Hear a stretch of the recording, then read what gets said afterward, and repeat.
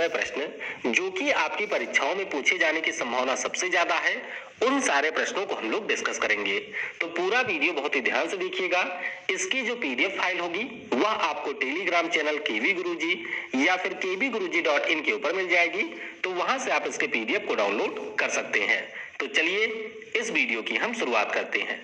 पहला प्रश्न है कि अक्टूबर 2021 में जो हमारे केंद्र सरकार की एक योजना है, नाम इसका है टारगेट ओलंपिक पोडियम स्कीम, तो इसके नए सीईओ के रूप में किसको नियुक्त किया गया? तो ध्यान रखिएगा, हमारे सेना के एक अधिकारी थे, नाम इनका है पीके गर्ग, तो इन्हीं को नया सीईओ नियुक्त कर दिया गया है।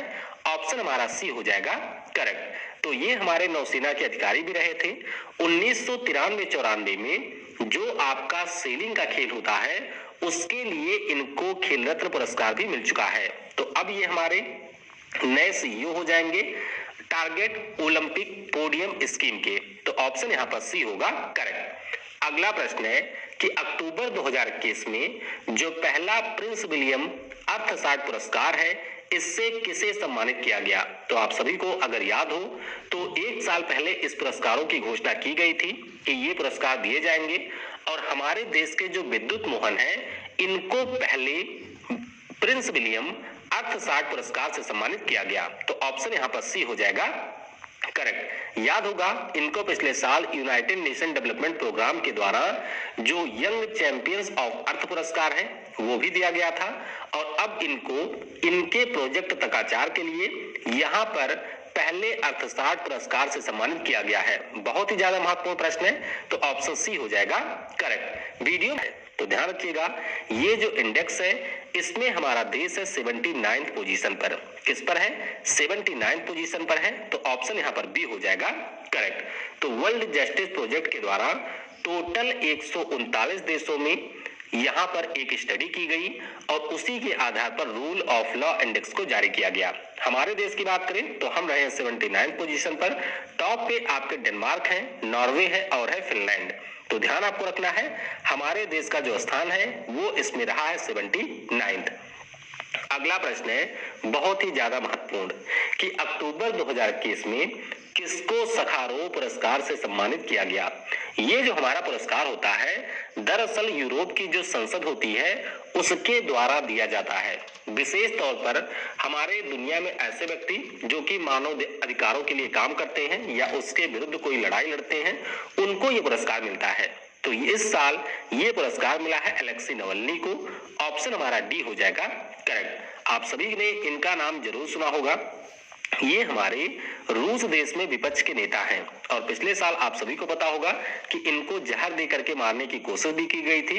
तो इस साल अलेक्सी नवल्नी को यहाँ पर सखारोव पुरस्कार से सम्मानित किया गया। ऑप्शन हमारा डी हो जाएगा करेक्ट। अगला प्रश्न है कि अक्टूबर 2021 में किस देश ने राष्ट्रमंडल रियल्म को छोड़कर राष्ट्रपति को चुन लिया है? तो ध्यान रखिएगा, इस देश का नाम है बारबाडोस। ऑप्शन हमारा ए हो जाएगा करेक्ट। अब ये क्या होता है, आइए इसके बारे में हम लोग थोड़ा सा समझते हैं। आप सभी को पता होगा कि दुनिया में एक टाइम ऐसा था कि जब लगभग दुनिया के बहुत सारे देशों के ऊपर इंग्लैंड का पूरी तरीके से अधिकार था, यानी कि वह सारे देश इंग्लैंड के थे कॉलोनी। तो जब इंग्लैंड ने धीरे धीरे करके सबको आजाद करना शुरू किया तो उसके बाद में उन्होंने एक प्रोग्राम बनाया था जिसका नाम था कॉमनवेल्थ ऑफ नेशन। तो कॉमनवेल्थ ऑफ नेशन में वह देश मुख्य रूप से सदस्य हैं जिन्होंने इंग्लैंड की गुलामी कभी की हुई थी, यानी कि टोटल उसमें इस समय होंगे 54 आपके देश। हालांकि वह देश पूरी तरीके से स्वतंत्र है, बस ये एक 54 देशों का समूह है। लेकिन बहुत सारे देश अभी भी ऐसे हैं दुनिया में जिन्होंने इंग्लैंड की गुलामी तो छोड़ दी है, लेकिन अपने यहाँ पे जो हेड ऑफ स्टेट का पद होता है, जैसे हमारे यहाँ पर राष्ट्रपति का पद है, उस पद को अभी भी दिया हुआ है इंग्लैंड को, यानी कि वहां की जो रानी है वो इन सारे देशों की हेड ऑफ स्टेट कहलाती है। तो इसी को कहा जाता है कॉमनवेल्थ रियल्म। तो ध्यान रखिएगा कि इसमें टोटल 16 देश है, और अब इसमें से जो बारबाडोस देश है इसने कहा है कि हम आपकी जो ये राजशाही है उसको अस्वीकार करते हैं और हम अपने यहाँ पर नए राष्ट्रपति को चुनेंगे। तो अब बारबाडोस ने इसको छोड़ दिया है। ऑप्शन हमारा ए हो जाएगा करेक्ट। ये देख सकते हैं नाम इनका है डेन सैंड्रा मिशन।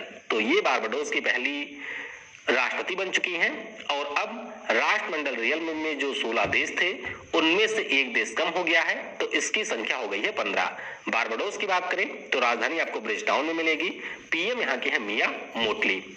अगला प्रश्न है कि अक्टूबर 2021 में किस राजनेता ने ट्रुथ नाम से एक सोशल मीडिया प्लेटफॉर्म लॉन्च करने की घोषणा की? तो ये जो घोषणा है इसको किया है हमारे ट्रम्प चाचा ने। ये आज तो स्किप नहीं कर सकते, पर लोन के लिए वेटिंग टाइम तो स्किप कर सकते। तो लॉन्च करने की घोषणा कर दी है, तो ऑप्शन हमारा बी हो जाएगा करेक्ट। दरअसल आप सभी को पता होगा कि ट्रम्प चाचा हमारे जो देश के नेता हैं उनकी तरह झूठ काफी ज्यादा बोलते थे और इसीलिए कई बार क्या हुआ था कि ट्विटर ने इनके ट्वीट को डिलीट कर दिया था या फिर इनकी आईडी को भी प्रतिबंधित कर दिया था। तो इसीलिए अब अपने गुस्से को जाहिर करते हुए इन्होंने कहा है कि हम एक नया प्लेटफॉर्म बनाएंगे जिसका नाम होगा यहाँ पर ट्रुथ।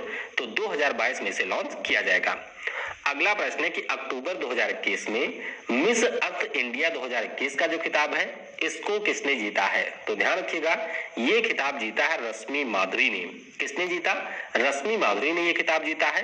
तो ऑप्शन हमारा बी हो जाएगा करेक्ट। ये देख सकते हैं ये है रश्मि माधुरी जिनको इस साल मिस अर्थ इंडिया का पुरस्कार मिला है। तो ऑप्शन हमारा बी हो जाएगा यहाँ पर करेक्ट। इसके अलावा आपको ध्यान रखना है कि हमारे हिमाचल प्रदेश के हैं वंशिका परमार। तो वंशिका परमार को यहाँ पर ब्यूटी विद ए रिस्पॉन्सिबिलिटी का विनर चुना गया है। तो दोनों के नाम आप ध्यान रखेंगे, ऑप्शन बी हो जाएगा करेक्ट। अगला प्रश्न है कि किस केंद्रीय मंत्री ने Veer Savarkar the man who could have prevented partition, यानी कि वीर सावरकर एक ऐसे योद्धा जो कि आपके इंडिया का विभाजन रोक सकते थे, उस पुस्तक का विमोचन हुआ है। तो इसका विमोचन किसने किया? ध्यान रखिएगा हमारे जो वर्तमान में रक्षा मंत्री हैं नाम इनका है राजनाथ सिंह। तो राजनाथ सिंह जी के द्वारा इसका विमोचन किया गया। ऑप्शन हमारा डी हो जाएगा यहाँ पर करेक्ट। ये देख सकते हैं ये पुस्तक है, इसको लिखा है दो लोगों ने, एक तो है उदय माहौरकर और दूसरे यहाँ पर है चिरायु पंडित। तो ध्यान रखिएगा इस पुस्तक के बारे में। अगला प्रश्न है कि अभी अक्टूबर महीने में जो हमारे मोदी साहब हैं इन्होंने कुशीनगर में उत्तर प्रदेश के एक अंतरराष्ट्रीय हवाई अड्डे का उद्घाटन किया है। तो आपको बताना है कि उत्तर प्रदेश का यह किस नंबर का अंतरराष्ट्रीय हवाई अड्डा बना है। तो ध्यान रखिएगा ये बन गया है तीसरे नंबर का अंतरराष्ट्रीय हवाई अड्डा। ऑप्शन हमारा सी हो जाएगा करेक्ट। तो जो हमारे यहाँ पर एयरपोर्ट अथॉरिटी ऑफ इंडिया है उसने इस हवाई अड्डे को डेवलप किया है। कुशीनगर के बारे में आप सभी को पता होगा कि हमारे भगवान बुद्ध के महापरिनिर्वाण की घटना से ये आपका संबंधित है और ये आपके उत्तर प्रदेश का तीसरा इंटरनेशनल एयरपोर्ट बना है। चलिए दो एयरपोर्ट और कौन से हैं इंटरनेशनल उत्तर प्रदेश में, ये आप लोग कमेंट में बताइएगा। अगला प्रश्न है कि नए क्वाड समूह में भारत और अमेरिका के अलावा कौन से देश सदस्य होंगे? बहुत ही ज्यादा महत्वपूर्ण प्रश्न है। देखिए आप सभी ने क्वाड समूह के बारे में पहले भी पढ़ा होगा। तो जो पहले वाला क्वाड है उसमें आपको मिलेगा ऑस्ट्रेलिया, अमेरिका, जापान और भारत। लेकिन अब यहाँ पर एक नए क्वाड समूह का गठन हुआ है जिसमें आपको भारत और अमेरिका तो मिलेगा ही, इसके अलावा दो अन्य देशों के रूप में यूएई और इजराइल इसमें आपको देखने को मिलेंगे। तो ऑप्शन हमारा ए हो जाएगा यहाँ पर करेक्ट। तो ध्यान रखिएगा नया वाला जो क्वाड है इसमें आपको ये 4 देश देखने को मिलेंगे। तो ए होगा करेक्ट। अगला प्रश्न है कि अक्टूबर 2021 में गीता गोपीनाथ ने किस संगठन के मुख्य अर्थशास्त्री के पद से इस्तीफा देने की घोषणा कर दी है? तो आप सभी को पता होगा कि जो हमारा अंतरराष्ट्रीय मुद्रा कोष है उसकी ये इस समय प्रबंध निदेशक मतलब मुख्य अर्थशास्त्री थी और अब इन्होंने कहा है कि जनवरी 2022 में ये अपना पद छोड़ देंगी। तो ऑप्शन हमारा ए हो जाएगा यहाँ पर करेक्ट। ये देख सकते हैं गीता गोपीनाथ है जो कि 3 सालों तक इसकी मुख्य अर्थशास्त्री रही थी। आईएमएफ की बात करें तो मुख्यालय आपको वाशिंगटन डीसी में मिलेगा। एमडी इसकी इस समय है क्रिस्टलिना जॉर्जीवा जो कि बल्गारिया की है और 27 दिसंबर को 1945 में इसका गठन हुआ था। अगला प्रश्न है कि अक्टूबर 2021 में जारी वैश्विक खाद्य सुरक्षा सूचकांक में भारत हमारा किस स्थान पर रहा है? तो ध्यान रखिएगा हमारा देश भारत इसमें रहा है आपके 71वें स्थान पर। किस नंबर पर? 71 पोजीशन पर है। तो ऑप्शन हमारा बी हो जाएगा करेक्ट। दरअसल लंदन की एक संस्था है संस्था का नाम है इकोनॉमिस्ट इम्पैक्ट। तो इसने टोटल 113 देशों का स्टडी किया और उसके बाद में 100 में से हर देश को कुछ अंक दिए और उसी के आधार पर रैंकिंग जारी की गई। तो हमारा भारत इसमें 71वें स्थान पे रहा है। टॉप पे बात करें तो कई सारे देश रहे हैं, देख सकते हैं फ्रांस रहा, कनाडा, ऑस्ट्रेलिया, यूके, स्विट्जरलैंड, तो ये सारे देश रहे हैं टॉप पर। हमारा देश 71 पर है, ये आपको यहाँ पर ध्यान रखना है। अगला प्रश्न है कि अक्टूबर 2021 में जो आपके साउथ एशियन फुटबॉल फेडरेशन का चैंपियनशिप हुआ है, इसको यहाँ पर किसने जीता है? तो ध्यान रखिएगा, भारतीय टीम ने इसको 8वीं बार जीत लिया है। ऑप्शन हमारा यहाँ पर ए हो जाएगा करेक्ट। ये देख सकते हैं कि जो फाइनल मुकाबला है वह मालदीव की राजधानी माले में खेला गया। तो इसमें भारत ने नेपाल को हरा दिया 3-0 से और 8वीं बार इस खिताब को जीत लिया है। टूर्नामेंट की बात करें तो जो हमारे कप्तान हैं, प्यारे कप्तान, नाम इनका है सुनील छेत्री। तो सुनील छेत्री इसमें टॉप स्कोरर रहे हैं, जिन्होंने पूरे टूर्नामेंट में टोटल किए हैं 5 गोल। तो ऑप्शन ए हो जाएगा करेक्ट। अगला प्रश्न है कि अक्टूबर 2021 में भारत की 21वीं महिला ग्रैंड मास्टर कौन बनी है? बहुत ही ज्यादा महत्वपूर्ण है, ध्यान रखिएगा। इनका नाम है दिव्या देशमुख। क्या नाम है? दिव्या देशमुख इनका नाम है। तो ऑप्शन हमारा बी हो जाएगा करेक्ट। तो आप सभी को याद रखना है कि हंगरी की राजधानी है बुडापेस्ट में, वहां पर एक टूर्नामेंट हो रहा था जिसमें इन्होंने अपना दूसरा अंतर्राष्ट्रीय पुरस्कार जीता और इसी प्रकार से जो इनकी रैंकिंग है वो 2500 के ऊपर चले गए पॉइंट, और ये हमारे भारत की 21वीं महिला ग्रैंड मास्टर बनी है। कमेंट में चलिए आप लोग बताइएगा कि 2001 में हमारे देश की पहली महिला ग्रैंड मास्टर कौन बनी थी। अगला प्रश्न है कि हर साल राष्ट्रीय पुलिस स्मृति दिवस कब मनाया जाता है? तो ये जो दिवस है ये मनाया जाता है 21 अक्टूबर को, यानी कि ऑप्शन सी हो जाएगा करेक्ट। अच्छा बात है, जो चाइना के छोटे छोटे सिपाही थे उन्होंने गलती मतलब धोखे से हमला कर दिया था लद्दाख में, और लद्दाख में हमारे सेना के कुछ जवान थे जो कि पुलिस के भी जवान थे, उनकी इन्होंने कर दी थी हत्या और कुछ जवानों को ये पकड़ भी ले गए थे। तो उन्हीं 10 जवानों की जो शहादत हुई थी उन्हीं की स्मृति में ये दिवस हम लोग मनाते हैं। तो ध्यान रखिएगा ऑप्शन सी हो जाएगा करेक्ट। दरअसल ये हमारे पुलिस के जवान थे। अगला प्रश्न है कि अक्टूबर 2021 में यूनेस्को का जो पहला मास्टर आर्ट शिक्षा पुरस्कार है इसके विजेता कौन घोषित किए गए? तो नाम इनका है कुंग फू नंस। क्या नाम है? कुंग फू नंस इनका नाम है।